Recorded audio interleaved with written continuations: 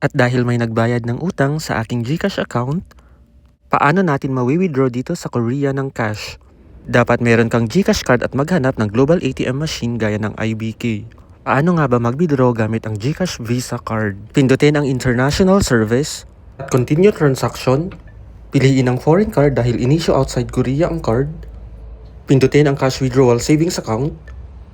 Ipasok ang card. Magantay.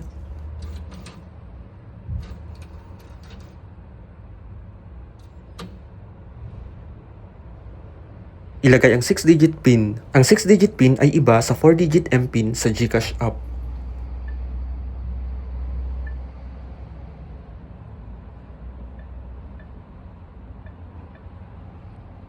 Pindutin ang Confirm.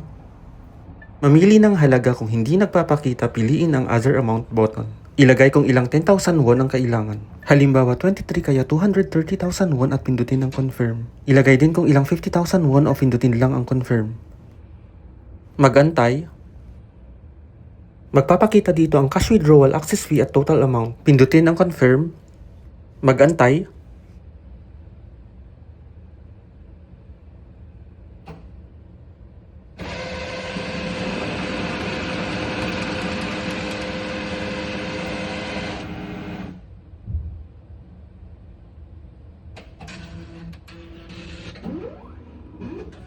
Kunin ang card, resibo at cash.